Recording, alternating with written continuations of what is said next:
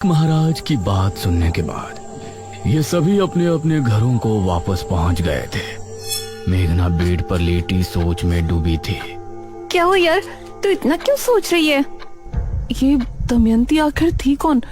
हमें तो लगता है कि उसका महाराज से मिलना कोई संयोग नहीं था, बल्कि इसके पीछे उसकी कोई साजिश थी। इस पर इशिता ने मेघना को हैरानी से देखा। अरे तेरी तबीयत तो ठीक है, ये किस टोन में बोल रही है तू? देख मेघना, मैं तो पहले ही यहाँ से जाना चाहती थी, तेरे कहने पे ही मैं रुकी हुई हूँ। मुझे इस गांव की कहानियों से कुछ लेना देना नहीं है। कल एकादशी है, हमें बस उस मृत्युंजय अमृत का सैंपल लेना है और परसों सुबह होने से पहले इस गांव को छोड़ देना है। That's it। ये कहकर इशिता ने चादर तानी और सो गई। इसे कैसे बताऊं कि मैंने खुद को सपने में राजकुमारी बने देखा है। मुझे अपने सपनों का पूरा रहस्य जानना है, मैं यहाँ से नहीं जा सकती।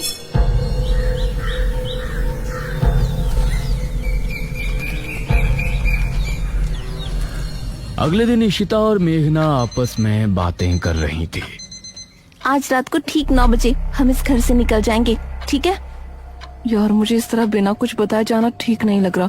हमें सबको बता देना चाहिए कि हम यहाँ पर मृत्युंजय अमृत के लिए आए हैं। तभी दरवाजे पर दस्तक हुई।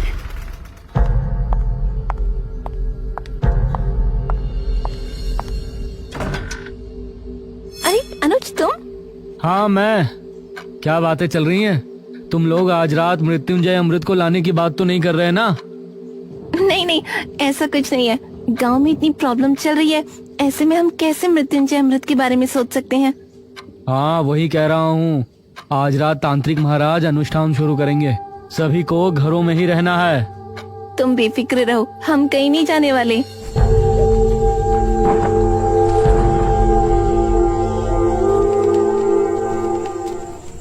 रात होने पर तांत्रिक महाराज ने अनुष्ठान की तैयारी शुरू की। उनके साथ किले में मुखिया और गांव के 2 आदमी मौजूद थे। वहीं अनुज और उसकी माँ हवेली पर अपने कमरे में बैठे थे।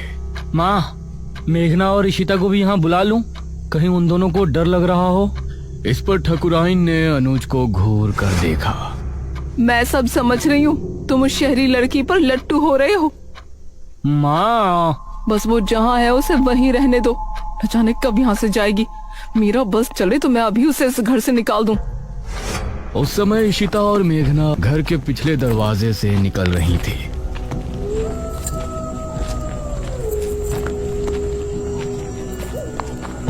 मुझे अब भी कुछ ठीक नहीं लग रहा।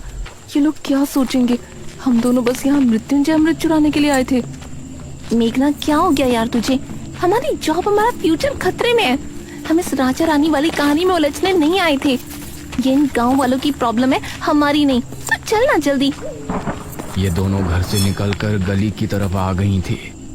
गांव में सभी लोग अपने अपने घरों में बैठे थे। सभी तांत्रिक महाराज के अनुष्ठान के सफल होने की प्रार्थना कर रहे थे। पूरा सामने जंगल का रास्ता। उस समय गांव का एक आदमी राजू सिगरेट पीता हुआ जंगल की तरफ से आ रहा था। अरे यार, आज तो होश बहुत ही ज्यादा है, सिगरेट भी नहीं सुलग रही।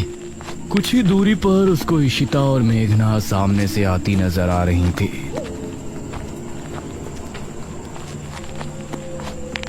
अरे वाह, यह तो वही शहरी हसीनाएं हैं जो मुखिया के घर ठहरी हैं। इनसे जान पहचान बढ़ाने का यह अच्छा मौका है। वो भी कुछ दूरी के फासले से इनके पीछे हो लिया। इशिता और मेघना ने अभी जंगल की सरहद पर कदम रखा ही था कि तभी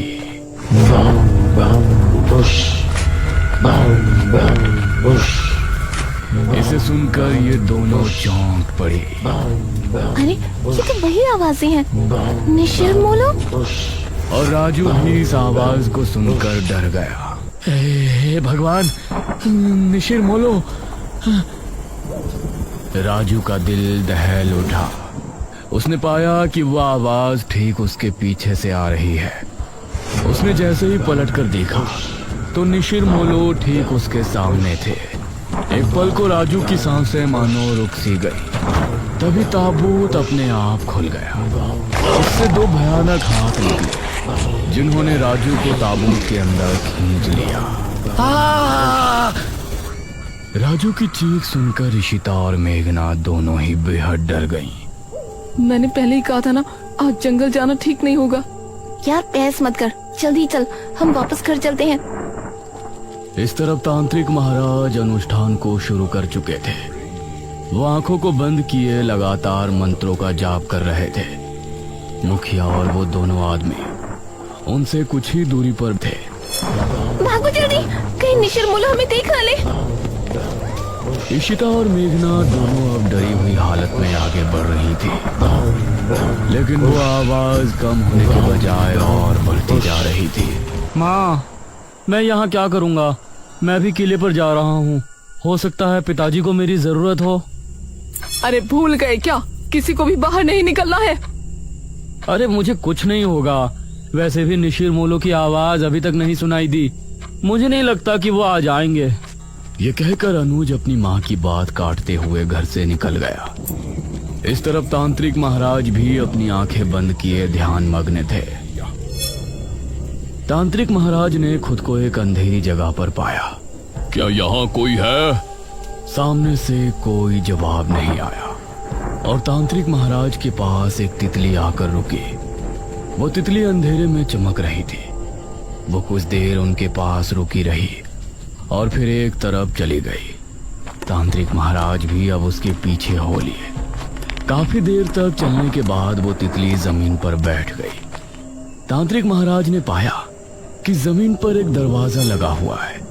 वो तितली उस पर बैठते ही गायब हो गई। मेघना और इशिता को भागते हुए काफी समय हो गया था। किला इनके सामने ही था।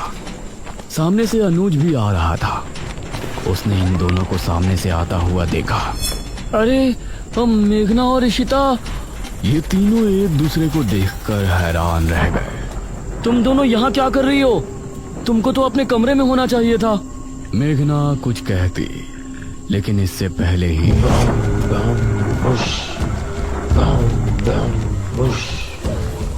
ये क्या, निशिर मोलो आ गए। निशिर मोलो की आवाज सुनते ही ये तीनों बुरी तरह डर गए और अब किले के अंदर भी उनकी आवाज पहुंच रही थी। डरो नहीं, तांत्रिक महाराज ने पहले ही कहा था कि निशिर मोलो यहाँ जरूर आएंगे, लेकिन हमें डरने की जरूरत नहीं है। जब तक हम अपने घरों में हैं, वो हमें कोई नुकसान नहीं पहुंचा सकते। चलो हम भी किले के अंदर चलते हैं।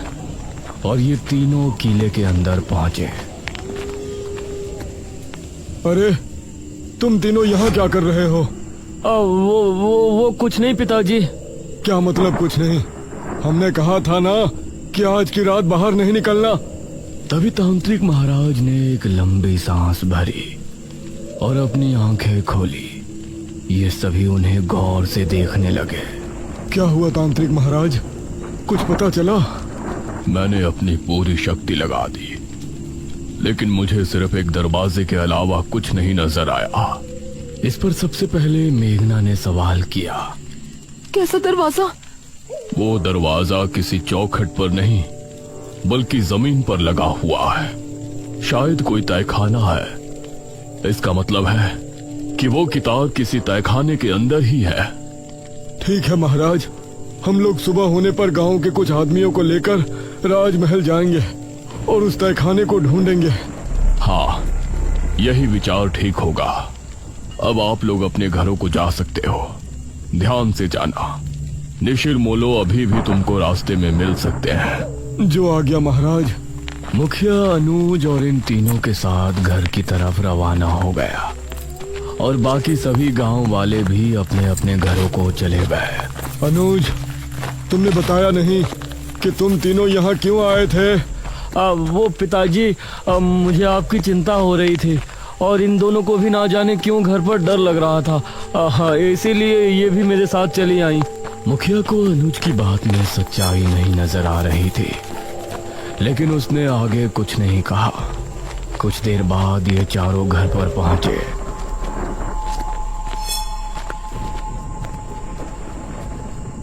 अब तुम लोग जाकर अपने अपने कमरों में चुपचाप सो जाओ। कोई मस्ती मजाक नहीं। जी पिताजी। ये कहकर मुखिया अपने कमरे में चला गया। फिर मेघना ने अनुज की तरफ देखा। थैंक यू अनुज, तुम तुमने हमारे लिए अपने पिताजी से फिर झूठ बोला। अरे कोई बात नहीं मेघना, तुम्हारे लिए तो मैं 1000 झूठ भी बोल सकता हूँ। ये कहकर अनुज मुस्कुराते हुए अपने कमरे में चला गया। फिर इशिता और मेघना भी अपने कमरे में पहुंची। उस रात मेघना के मन में कई सवाल चल रहे थे। करीब 4 बजे जब वो सो रही थी तो उसने अपने आप को राजमहल में खड़ा हुआ पाया। अपने उसी राजकुमारी वाले अवतार में वो एक गलियारे से होती हुई आगे बढ़ रही थी। सामने ही एक बड़ा सा दरवाजा नजर आ रहा था। वो उस दरवाजे से होती हुई अंदर पहुंची। सामने एक अलमारी थी। उसने उस अलमारी को खोला तो उसके अंदर एक बक्सा रखा था। उस बक्से को खोलने पर उसे एक अंदर बड़ी सी चाबी रखी हुई नजर आई। मेघना सपने में बिल्कुल सही सलामत थी, लेकिन बाहर उसका पूरा शरीर पसीने से सराबोर हो गया था। तभी इशिता ने करवट ली तो उसने एक पल को आंखें खोलकर मेघना को देखा। मेघना, क्या हुआ तुझे? उठ। उसने मेघना को झंझोड़ा तो मेघना की नींद टूटी। क्या हुआ तुझे मेघना? देख तुझे कितना पसीना आ रहा है।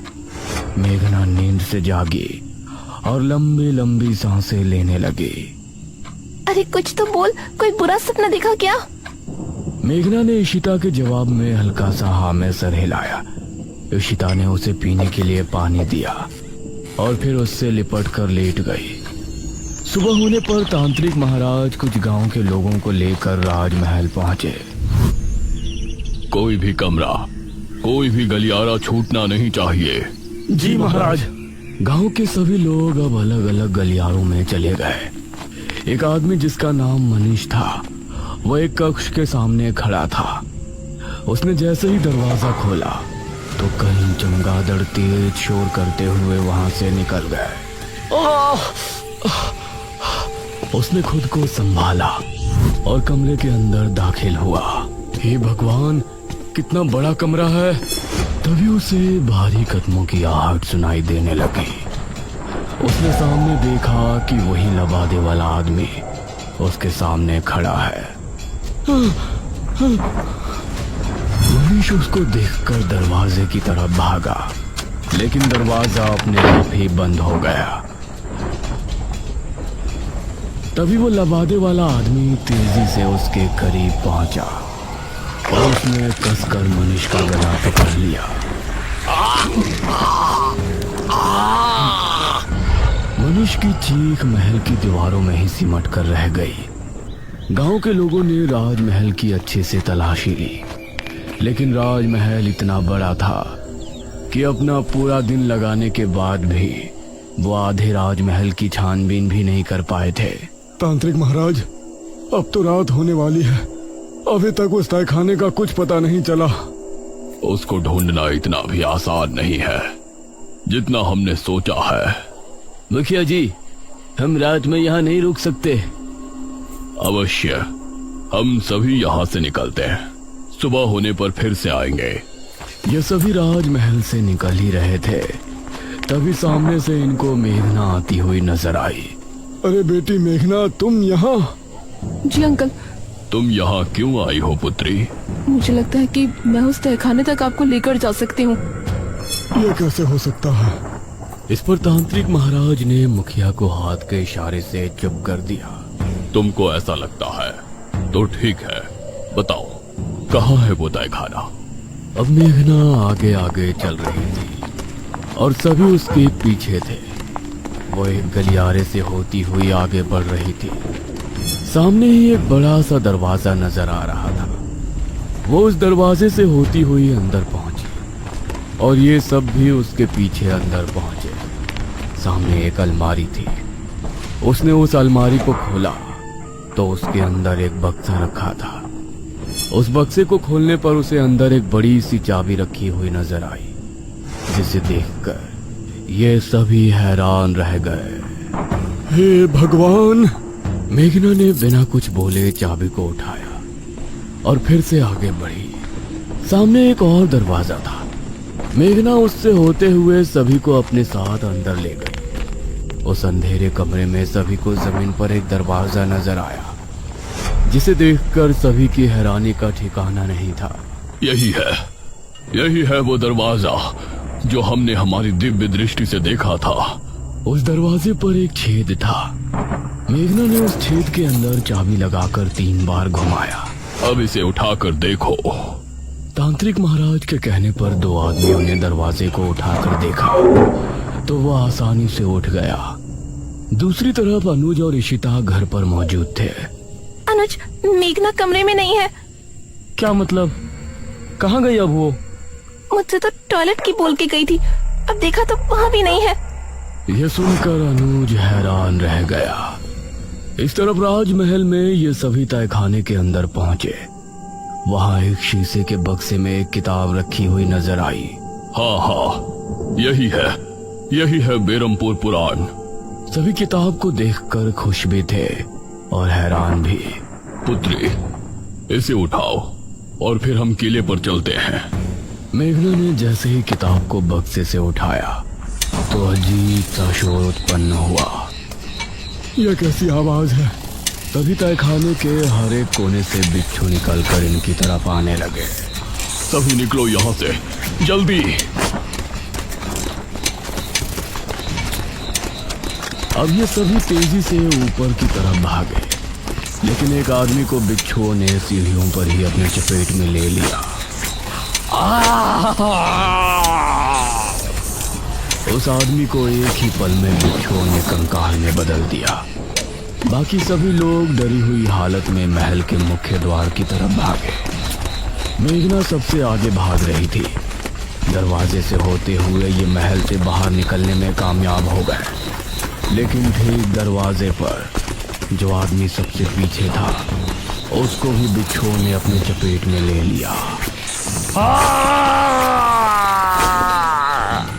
और उस आदमी की चीख पूरे राजमहल में गूंज गई। इन लोगों ने अब अपने कदमों को रोका नहीं और किले में पहुंचकर अपनी सांस तोड़ी।